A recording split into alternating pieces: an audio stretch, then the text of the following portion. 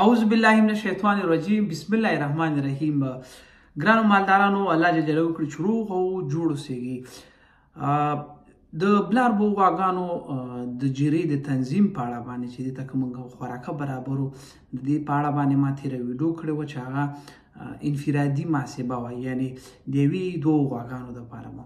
اوس چې زه کومه محاسبه تاسو ته ښیم دا د یو نمونې په شکل باندې هغه کسان یا هغه اشخاص چې د یوې غوا نه ډېرې لري، دوه غواګانې لري، درې لري، څلور لري، پنځه لري، شپږ لري، اووه لري، اته لري یا لس لري، نو موږ نشو کولی چې هغوی ته د یوې غوا ته محاسبه وکړو. نو دې ته موږ څه کوو، په کلي ډول باندې یو فرمول برابروو. په هغې فرمول کې به د پروتین یو اندازه معلوموو. مثلا بلاربو غواګانو ته چې د 10 نه تر 12% پورې پروتین باید په خوراکه کې موجود وي، چې په هغې خوراکه کې بوس، په هغې کې غله دانه، کنسنټریټ، یا مثال درکړم په هغې کې رشقه، وچه شنه، دا ټول شیونه باید معلوم وي او د پیکج په شکل یا د یو بستې په شکل باندې چې دی دا وړاندې شي. بیا په دې کې ځینې غواګانې غټې، ځینې غواګانې وړوکي، چې څه وړي هغه لږ خوراک خوري، چې څه غټي هغه بیا څه کوي ډېر خوراک خوري. خو په هر حال باندې تاسو چې کومې غواګانې لرئ هغه به تاسو وزن کړي چې هغه به دقیقه محاسبه غواړي. خو زه د نمونې په شکل باندې تاسو ته دغه محاسبه وړاندې کومه چې تاسو کولی شئ دې نه ګټه واخلئ. نو په دې کې څو شیونه باید تاسو یو په یاد ولرئ چې بلاربې غواګانې د 10% نه تر 12% پورې پروتین لري. بیا چې کله دا لنګېږي دا د پروتینو فیصدي لوړېږي. دویمه موضوع دا ده چې تاسو ته باید په خوراکه کې د وچ مواد اندازه معلومي. مثلا تاسو 4 کیلو بوس راخلی، په 4 کیلو بوس کې چې دی تقریبا 90% وچ مواد دي، 10% پکې اوبه. نو دغه اوبه موږ د دې محاسبې نه وباسو. نو کوم خوراک چې تاسو ورکوئ تاسو حد اقل باید په لابراتوار کې د هغې تجزیه وکړئ چې په دې کې اوبه څومره دي او په دې کې د پروتین اندازه څومره ده. خو به هر حال دا کوم ارقام چې تاسو درکوم دا تر 90% پورې په اکثره ځایونو کې د رشقې او د وچو بوسو دا تقریبا سره یو شی دی. خو بیا تاسو کولی شئ چې نږدې لابراتوارونو ته یا افغانستان کې د مالدارۍ ریاست یا په د چرګانو کوم فابریکې چې دي کولی شئ چې په دیو کې تاسو د خپل غذایي مواد چې دلته تجزیه کوي یا دا کوم ارقام چې موږ درکوو د دې نه هم کولی شئ تاسې استفاده وکړئ. نو دغه طریقه د نمونې په شکل باندې دا بیا تاسو کولی شئ دې طریقې نه څنګه وکړئ، دا خپل ضرورت په اساس باندې دا زیات او کم کړئ. دا فقط یو لارښود دی. الله جل جلاله وکړي چې تاسو د دې نه یو څه ګټه واخلئ. تاسو چې کوم خوراک خپلو بلاربو غواګانو ته ورکوئ نو د هغې خوراک په اړه باید تاسو سره ځینې معلومات موجود دي. لومړی دا چې تاسو کوم اندازه ورکوئ د هغې مقدار باید تاسو ته معلوم وي چې تاسو په کوم اندازه باندې دا ورکوئ. دویمه دا ده چې کوم خوراک تاسو ورکوئ د هغې کې د اوبو اندازه باید تاسو ته معلوم وي چې وچ مواد په کوم اندازه دي، ځکه په وچو موادو کې پروتین شته او موږ د پروتین د محاسبې دپاره په خوراکه کې موږ څنګه کوو د هغې نه اوبه وباسو، یوازې وچ مواد د هغې حسابوو. مثلا په بوسو کې په هر کیلو بوسو کې څومره وچ مواد دي؟ 0.9 کیلو وچ مواد دي، یعنې 10% پکې اوبه دي او 90% پکې څه دي؟ وچ مواد دي. اوس موږ څنګه کوو کله چې محاسبه کوو نو موږ اوبه په دې محاسبه کې نه حسابوو.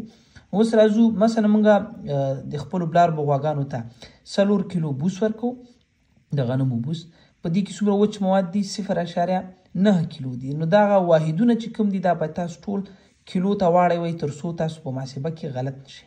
نو په 4 کیلو بوسو کې 0.9 کیلو وچ مواد دي. دا که چېرته موږ د دې 4 کیلو چې هغې په هغې کې اوبه موجودې دي که د هغې نه موږ دا وچ مواد وباسو نو موږ سره د بوسو وچ مواد څومره پاتې کېږي؟ 3.6 کیلو پاتې کېږي. اوس په هر کیلو بوسو کې څو فیصده پروتین دي؟ په عمومي ډول باندې په د غنمو په بوسو کې 3% پروتین. دا باید ستاسو یاد وي. صحیح ده؟ نو اوس راځو په 3.6 کیلو وچو موادو د بوسو کې چې د 4 کیلو نه لاسته راغلي دي څومره پروتین به موجود ولري. دا به تاسو چې وکړئ د فیصدۍ نه وباسئ، په 100 تقسیم کړئ. کله چې په دې کې ضرب کړئ نو څومره پاتې کېږي؟ 108 ګرامه. نو که چېرته تاسو 4 کیلو بوس غوا ته ورکړئ نو تاسو سره په کوم اندازه باندې پروتین لاسته راځي؟ 108 ګرامه پروتین تاسو راځي. اوس راځو په همدې ترتیب باندې رشقې ته. موږ که 15 کیلو رشقه د بلاربې غوا ته ورکړو او په هره کیلو کې 90% وچ مواد دي یا په هره کیلو کې 0.9 کیلو وچ مواد دي پکې، نو د دې نه کوم وچ مواد چې لاسته راځي هغه 4.5 کیلو دي. اوس موږ که چېرته خپل ارقام ولرو موږ ته دا معلومات چې زموږ رشقه کې څو فیصده پروتین دی هغه فیصدي به راواخلو په چې کې به ضرب کړو په دې کې به ضرب کړو په دې عدد کې. نو 4.5 وچ کیلو وت مواد د بېدې نه چې کوم لاسته راغلي دي د رشقې نه چې راغلي دي دا په 14% کې ضربو ځکه په بېده کې اکثره وخت تر 14% پورې په هغه ټیټ کیفیته بېدو کې تر 14% پورې چې پروتین پکې اوس دا چې د فیصدۍ نه خلاصې دا په سلو تقسیمیږي او په چې باندې ضربیږي په 4.5 کې ضربیږي. نو د دې نه کم حاصل چې راځي هغه 0.2 دی 2 دی یعنی په 15 کیلو رشقه کې 0.2 یعنی تقریبا 220 ګرامه پروتین د چین حاصل شو موږ ته د رشقې نه حاصل شو.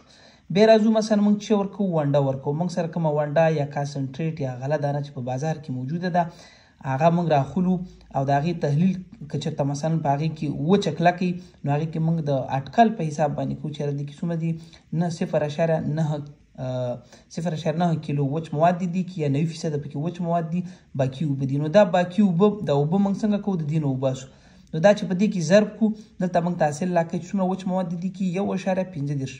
اوس موږ ته دا معلومات هم باید دي چې په دې ونډه کې څومره پروتین دي که چېرته په دې ونډه کې 14% پروتین نو دا پروتین ناخلو په څه کې ضربو د وچو موادو په اندازه کې چې کوم د ونډې نه لاسته راغلي دي. نو موږ ته څه ښیي دلته حاصل کې ښیي 214 ګرامه یا 0.214 کیلو راغلل ده. اوس راځو دا د پروتینو اندازه ده مکمله دا تاسو ته باید یاد وي چې دغه خواړه چې تاسو ورکوئ په دې کې په کم اندازه باندې دي.